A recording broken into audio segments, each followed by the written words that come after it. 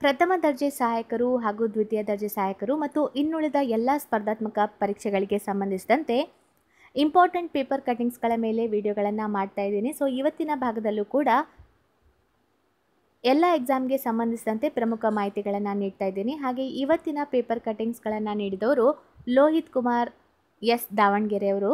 So ಅವರಿಗೆ ಧನ್ಯವಾದಗಳು. ಹಾಗೆ ಹೆಚ್ಚಿನ ವಿಡಿಯೋಗಳಿಗಾಗಿ ನೀವು ನಮ್ಮ ಯೂಟ್ಯೂಬ್ ಚಾನಲನ್ನು ಸಬ್ಸ್ಕ್ರೈಬ್ ಮಾಡ್ಕೋಬೋದು. ಹಾಗೆ ಕಮೆಂಟ್ ಬಾಕ್ಸ್ನಲ್ಲಿ ನಿಮಗೆ ಯಾವ ಸಬ್ಜೆಕ್ಟ್ ಮೇಲೆ ವಿಡಿಯೋ ಬೇಕು ಅಂತ ಹೇಳಿದರೆ ಅದನ್ನು ಪ್ರಿಪೇರ್ ಮಾಡಿ ಕೊಡಲಾಗುತ್ತೆ. ಸೊ ಹಾಗೆ ಇನ್ನೊಂದು ಮಾಹಿತಿ ಅಂದರೆ, ನಾನು ಯೂಟ್ಯೂಬ್ ಅಲ್ಲದೆ ಅನ್ಅಕಾಡೆಮಿ ಅಂತ ಆ್ಯಪ್ ಇದೆ. ಸೊ ಅಲ್ಲೂ ಕೂಡ ಹೊಸದಾಗಿ ಪಾಠಗಳನ್ನು ಶುರು ಮಾಡಿದ್ದೇನೆ. ಸೊ ಬೇಸಿಕ್ಕಿಂದ ಎಲ್ಲ ಅಂದರೆ ಕರ್ನಾಟಕ ಇತಿಹಾಸ, ಭಾರತದ ಸಂವಿಧಾನ, ಸೊ ಎಲ್ಲ ವಿಷಯಕ್ಕೆ ಸಂಬಂಧಿಸಿದಂತೆ ಬೇಸಿಕ್ ಕಾನ್ಸೆಪ್ಟ್ಗಳನ್ನು ನೀಡ್ತಾ ಇದ್ದೀನಿ. ಯೂಟ್ಯೂಬ್ ಮತ್ತು ಅಲ್ಲಿ ಮಾಡುವ ಪಾಠಗಳು, ಎರಡೂ ಕಡೆ ಮಾಡುವ ಪಾಠಗಳು ಬೇರೆ ಬೇರೆ ಆಗಿರೋದ್ರಿಂದ ನೀವು ಸ್ಪರ್ಧಾತ್ಮಕ ಪರೀಕ್ಷೆಗಳಿಗೆ ತಯಾರಿ ನಡೆಸುತ್ತಿದ್ದರೆ ನೀವು ಅಲ್ಲಿ ಬಂದು ಕೂಡ ಜಾಯಿನ್ ಆಗ್ಬೋದು. ಅದರ ಲಿಂಕನ್ನು ಕಮೆಂಟ್ ಬಾಕ್ಸ್ನಲ್ಲಿ ಕೊಟ್ಟಿರ್ತೀನಿ. ಸೊ ಯಾರಿಗೆ ಇಂಟ್ರೆಸ್ಟ್ ಇದೆ ಅವರು ಜಾಯಿನ್ ಆಗ್ಬೋದು. ಸೊ ಇವತ್ತಿನ ಪ್ರಮುಖ ಮಾಹಿತಿಗಳನ್ನು ನೋಡ್ತಾ ಹೋಗೋಣ. ಸೊ ಇದು STC FDC ಸಾಮಾನ್ಯ ಕನ್ನಡಕ್ಕೆ ಸಂಬಂಧಿಸಿದಂತೆ ಪ್ರಶ್ನೆಗಳಾಗಿದೆ. ಸೂಚನೆ: ಈ ಕೆಳಗೆ ನೀಡಲಾದ ಶಬ್ದ ವಾಕ್ಯಗಳಿಗೆ ಸಮನಾದ ಅರ್ಥವನ್ನು ತಿಳಿಸಿ ಅಂತ ಪ್ರಶ್ನೆ ಇದೆ. ಸೊ ಪಾಟೀನ ಎಂದರೆ ಏನು ಅಂತ ಪ್ರಶ್ನೆ. ಇದಕ್ಕೆ ಸರಿಯಾದ ಉತ್ತರ ಪುರಾಣ ಪುಣ್ಯಕಥೆಗಳನ್ನು ಓದಿ ಹೇಳುವುದನ್ನು ಪಾಟೀನ ಅಂತ ಹೇಳಲಾಗುತ್ತೆ. ಬಾಳು ಮನೆ ಎಂದರೆ ಇದಕ್ಕೆ ಸರಿಯಾದ ಉತ್ತರ ತವರು ಮನೆ. ಪುರೋಭಾಗ ಅಂದರೆ ಮುಂಭಾಗದ ಪ್ರದೇಶ. ಮನೋಹಾರಿ ಅಂದರೆ ಮನಸ್ಸನ್ನು ಸೆಳೆಯುವಂತಹ ವಸ್ತು. ಮನೋಹಾರಿ ಅಂದರೆ ಮನಸ್ಸನ್ನು ಸೆಳೆಯುವಂತಹ ವಸ್ತು. ಭುಜಬಲ ಅಂದರೆ ಶಕ್ತಿ. ಬಾಹುಜ ಅಂದರೆ ಕ್ಷತ್ರಿಯ. ಸೊ ಇದು ಸಮಾನಾರ್ಥಕ ಪದಗಳಾಗಿದೆ, ಅದರ ಅರ್ಥಗಳು. ಪುರುಡು ಅಂದರೆ ಪೈಪೋಟಿ ಅಥವಾ ಸ್ಪರ್ಧೆ. ಪುರುಡು ಅಂದರೆ ಪೈಪೋಟಿ ಅಥವಾ ಸ್ಪರ್ಧೆ. ಖರಾಬು ಅಂದರೆ ದೋಷವುಳ್ಳದ್ದು. ಸೊ ಇದು ಖರಾಬು ಹಿಂದಿ ಶಬ್ದ ಆಗಿದೆ. ಸೊ ಹಿಂದಿಯಲ್ಲಿ ಬಳಸುವಂತಹ ಶಬ್ದವಾಗಿದ್ದು, ನಿಮಗೆ ಅನ್ಯ ದೇಶೀಯ ಶಬ್ದಗಳಲ್ಲಿ ಕೂಡ ಖರಾಬು ಅಂತ ಕೇಳಿದರೆ ಅದು ಬೇರೆ ಭಾಷೆಯಿಂದ ಬಂದಂತಹ ಶಬ್ದವಾಗಿದೆ ಅಂತ ನೀವು ಉತ್ತರದಲ್ಲಿ ಹೇಳ್ಬಹುದಾಗಿದೆ. ಕೂಪಾರ್ ಅಂದರೆ ಸಾಗರ ಅಂತ ಅರ್ಥ. ಮೂರ್ಮೆ ಅಂದರೆ 3 ಸಲ. ಭವತಿ ಅಂದರೆ ಗೌರವಾನ್ವಿತ ಮಹಿಳೆ. ನಿರೂಪಿಸು ಅಂದರೆ ಇದರ ಅರ್ಥ ನಿರೂಪಿಸು ಇದರ ಅರ್ಥ ಪರಿಶೀಲನೆ ಮಾಡು. ಪಾಯಿ ಅಂದರೆ ಬಡವ. ಮಲಾಮೆ ಅಂದರೆ ಬೆಲೆ ಇಳಿಕೆ. ಮಾನ್ಯತೆ ಅಂದರೆ ಗೌರವ. ಮಾನಿನಿ ಅಂದರೆ ಹೆಂಡತಿ. ಸೊ ಇದಿಷ್ಟು ಸಮಾನಾರ್ಥಕ ಪದಗಳ ಕುರಿತಾಗಿ ಮಾಹಿತಿಯಾಗಿದೆ. ಸೊ ಹಾಗೆ ಸಾಮಾನ್ಯ ಕನ್ನಡಕ್ಕೆ ಸಂಬಂಧಿಸಿದಂತೆ ಕೆಲವು ಕನ್ನಡ ಸಾಹಿತ್ಯದ ಪ್ರಶ್ನೆಗಳನ್ನು ನೋಡೋಣ. ಕೆಂಪು ನಾರಾಯಣ ಅವರ ಕೃತಿ ಯಾವುದು? ಸೊ ಕೆಂಪು ನಾರಾಯಣ ಅವರ ಕೃತಿ ಯಾವುದೆಂದರೆ ಮುದ್ರಾ ಮಂಜೂಷ. ಮುದ್ದಣ್ಣನ ಕೃತಿ ಯಾವುದು? ಮುದ್ದಣ್ಣನ ಕೃತಿ ಯಾವುದೆಂದರೆ ರಾಮಾಶ್ವಮೇಧ. ಕೆಂಪು ನಾರಾಯಣ ಅವರ ಕೃತಿ ಮುದ್ರಾ ಮಂಜೂಷ, ಮುದ್ದಣ್ಣನ ಕೃತಿ ರಾಮಾಶ್ವಮೇಧ. ಚಂದ್ರಹಾಸ ಕತೆ, ಸೀತಾ ಕಲ್ಯಾಣ, ಉದ್ದಾಲಕನ ಕತೆ ಮೊದಲಾದ ಕೃತಿಗಳನ್ನು ಬರೆದವರು ಯಾರು? ಸೊ ಈ 3 ಕೃತಿಗಳನ್ನು ಬರೆದವರು ಹೆಳವನಕಟ್ಟೆ ಗಿರಿಯಮ್ಮ. ಸೊ ಮುಂದಿನ ಪ್ರಶ್ನೆ, ಆಕಾರಗಳಿಗೆ ಐಕಾರಗಳು ಪರವಾದಾಗ ಅವೆರಡರ ಸ್ಥಾನದಲ್ಲಿ ಐಕಾರವು, ಔಕಾರಗಳು ಪರವಾದಾಗ ಔಕಾರವು ಆದೇಶವಾಗಿ ಬಂದರೆ, ಔಕಾರಗಳು ಆದೇಶವಾಗಿ ಬಂದಾಗ ಅದು ಯಾವ ಸಂಧಿ ಆಗತ್ತೆ ಅಂತ ಪ್ರಶ್ನೆ. ಸೊ ಇದು ಈ ರೀತಿ ಬಂದಾಗ ಅದು ವೃದ್ಧಿ ಸಂಧಿ ಆಗತ್ತೆ. ದಾನ ಕೊಟ್ಟ ಎಮ್ಮೆಯ, ಸೊ ಇದು ಹಲ್ಲನ್ನು ಎಣಿಸಬಾರದು. ಇದು ಗಾದೆ ಮಾತು.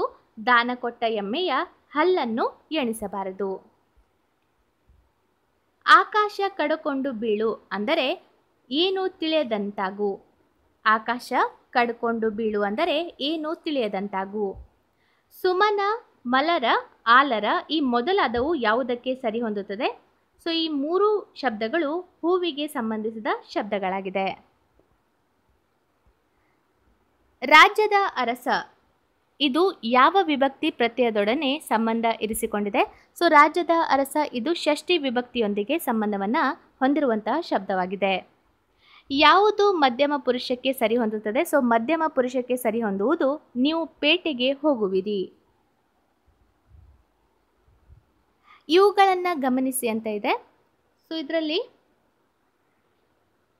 10 + 4 14, ಶಿಕ್ಷಕನು + ಶಿಕ್ಷಕಿಯು ಶಿಕ್ಷಕರು. ಇಲ್ಲಿ ಯಾವ ಸಮಾಸವನ್ನು ನೋಡುವಿರಿ ಅಂತ ಪ್ರಶ್ನೆ. ಸೊ ಸರಿಯಾದ ಉತ್ತರ ಇಲ್ಲಿ ದ್ವಂದ್ವ ಸಮಾಸವನ್ನು ನಾವು ಕಾಣಬಹುದಾಗಿದೆ. ಶಬ್ದಸ್ಮೃತಿ ಮತ್ತು ಭಾಷಾಭೂಷಣ ಎಂಬ ಕೃತಿಗಳನ್ನು ರಚಿಸಿದವರು ಯಾರು?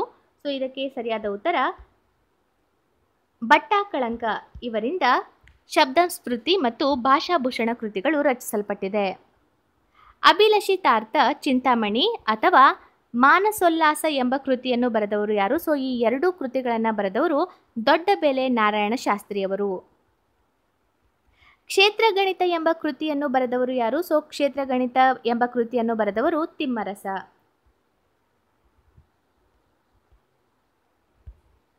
ಸಾಮಾನ್ಯ ಜ್ಞಾನಕ್ಕೆ ಸಂಬಂಧಿಸಿದ ಪ್ರಶ್ನೆಗಳು. ಕಾಕ್ರಾಪಾರ್ ಅಣು ವಿದ್ಯುತ್ ಸ್ಥಾವರ ಯಾವ ರಾಜ್ಯದಲ್ಲಿದೆ? ಸೊ ಕಾಕ್ರಾಪಾರ್ ಅಣು ವಿದ್ಯುತ್ ಸ್ಥಾವರ ಇರುವುದು ಗುಜರಾತ್ನಲ್ಲಿ. ಕರ್ನಾಟಕ ರಾಜ್ಯ ಮುಖ್ಯಮಂತ್ರಿಗಳ ವೈದ್ಯಕೀಯ ಪರಿಹಾರ ನಿಧಿ ಸೊಸೈಟಿ ಯಾವ ವರ್ಷ ಸ್ಥಾಪಿಸಲಾಯಿತು? ಸೊ ಕರ್ನಾಟಕ ರಾಜ್ಯ ಮುಖ್ಯಮಂತ್ರಿಗಳ ವೈದ್ಯಕೀಯ ಪರಿಹಾರ ನಿಧಿ ಸೊಸೈಟಿ 1995ರಲ್ಲಿ ಸ್ಥಾಪಿಸಲಾಯಿತು. BSE ಕಾರ್ಬನ್ ಇಂಡೆಕ್ಸ್ ಅನ್ನು ಎಲ್ಲಿ ಜಾರಿಗೆ ತರಲಾಗಿದೆ? ಸೊ BSE ಕಾರ್ಬನ್ ಇಂಡೆಕ್ಸ್ ಅನ್ನು ಮುಂಬೈ ಸ್ಟಾಕ್ ಎಕ್ಸ್ಚೇಂಜ್ನಲ್ಲಿ ಜಾರಿಗೆಗೊಳಿಸಲಾಗಿದೆ. ನಿರ್ಬಸನ್ ಇದು ಯಾರ ಆತ್ಮಚರಿತ್ರೆಯಾಗಿದೆ? ಸೊ ನಿರ್ಬಸನ್ ಇದು ತಸ್ಲೀಮಾ ನಸ್ರಿನ್ ಅವರ ಆತ್ಮಚರಿತ್ರೆಯಾಗಿದೆ. ವಿಶ್ವದ ಅತಿ ಎತ್ತರದಲ್ಲಿರುವ ಸಿಯಾಚಿನ್ ಗ್ಲೇಷಿಯರ್ ಯಾವ ದೇಶದಲ್ಲಿದೆ? ಸೊ ವಿಶ್ವದ ಅತಿ ಎತ್ತರವಾಗಿರುವ ಸಿಯಾಚಿನ್ ಗ್ಲೇಷಿಯರ್ ಇರುವುದು ಭಾರತದಲ್ಲಿ. ದೆಹಲಿಯ ಮುಖ್ಯ ಆಕರ್ಷಣೆಗಳಲ್ಲಿ ಒಂದಾಗಿರುವ ಕಮಲ್ ಹೂವಿನಾಕೃತಿಯಲ್ಲಿರುವ ಲೋಟಸ್ ಮಂದಿರ ಇದು ಯಾವ ರೀತಿಯ ನಂಬಿಕೆ ಅಥವಾ ಪೈತ್ ಸಂಬಂಧಿಸಿದೆ? ಸೊ ಇದು ಬಹಾಯಿಗೆ ಸಂಬಂಧಿಸಿದ ನಂಬಿಕೆಯಾಗಿದೆ. ಸೊ ಮುಂದಿನ ಪ್ರಶ್ನೆ ಹೊಂದಿಸಿ ಬರೆಯಿರಿ ಅಂತ ಇದೆ. ಸೊ ಇಲ್ಲಿ ಹೊಂದಾಣಿಕೆ ಮಾಡಿದ ನಂತರ ಸರಿಯಾದ ಉತ್ತರವನ್ನು ಹೇಳ್ತಾ ಇದ್ದೀನಿ. ಸೊ ಮೊದಲನೇದು ಆಯುರ್ವೇದ ಋಗ್ವೇದ, ಆಯುರ್ವೇದ ಋಗ್ವೇದ, ಗಾಂಧರ್ವ ವೇದ ಸಾಮವೇದ, ಆಯುರ್ವೇದ ಋಗ್ವೇದ, ಗಾಂಧರ್ವೇದ ಸಾಮವೇದ. ಹಾಗೆ ಧನುರ್ವೇದ ಯಜುರ್ವೇದ ಅದಕ್ಕೆ ಸಂಬಂಧಿಸಿದೆ. ಹಾಗೆ ಶಿಲ್ಪವೇದ ಸಂಬಂಧಿಸಿರುವುದು ಅಥರ್ವಣ ವೇದಕ್ಕೆ. ಕರ್ನಾಟಕ ವಿಧಾನ ಮಂಡಲಕ್ಕೆ ಸಂಬಂಧಿಸಿದಂತೆ ಸದಸ್ಯರ ಸಂಖ್ಯೆಯನ್ನು ಸೂಚಿಸುವ ಕೆಳಗಿನ ಯಾವ ಹಂಚಿಕೆ ಸರಿಯಾಗಿದೆ? ಸೊ ಇದರಲ್ಲಿ ವಿಧಾನಸಭೆ 225 ಸೀಟುಗಳು ಮತ್ತು ವಿಧಾನ ಪರಿಷತ್ 75 ಸೀಟುಗಳು. ಈ ಹಂಚಿಕೆ ಸರಿಯಾಗಿದೆ. ಯಾವುದರ ಆಧಾರದ ಮೇಲೆ ಮುಂಗಡ ಪತ್ರವನ್ನು ತಯಾರಿಸಲಾಗುತ್ತದೆ? ಸೊ ಇದನ್ನ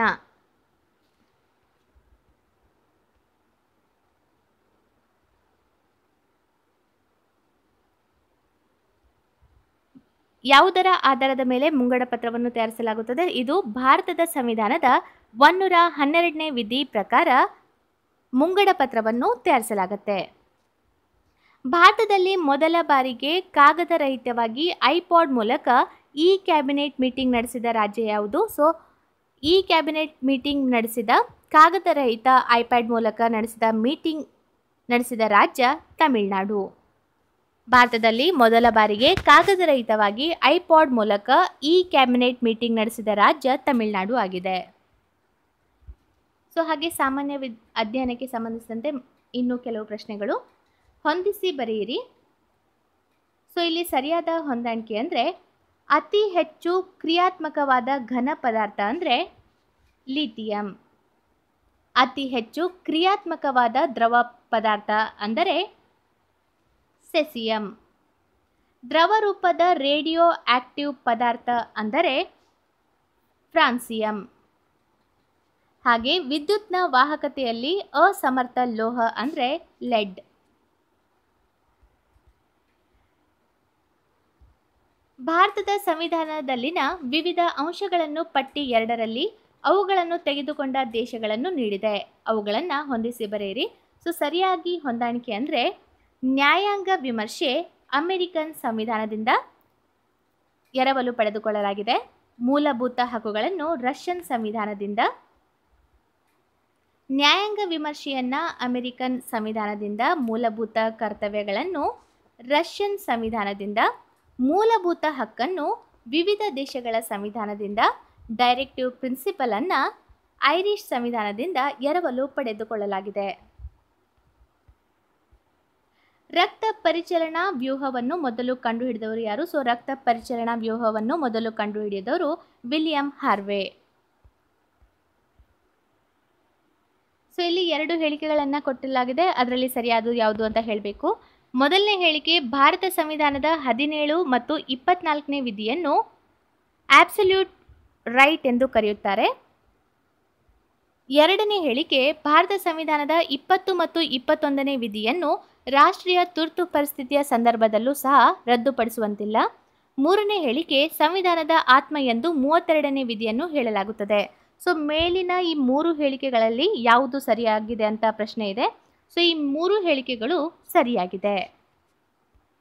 ಜಗತ್ತಿನ ಅತಿ ದೊಡ್ಡ ನದಿ ದ್ವೀಪ ಮಜಲಿ. ಹಾಗಾದರೆ ಅತಿ ಚಿಕ್ಕ ನದಿ ದ್ವೀಪ ಯಾವುದು ಅಂತ ಪ್ರಶ್ನೆ. ಸೊ ಅತಿ ದೊಡ್ಡ ನದಿ ದ್ವೀಪ ಅಂದರೆ ಮಜಲಿ.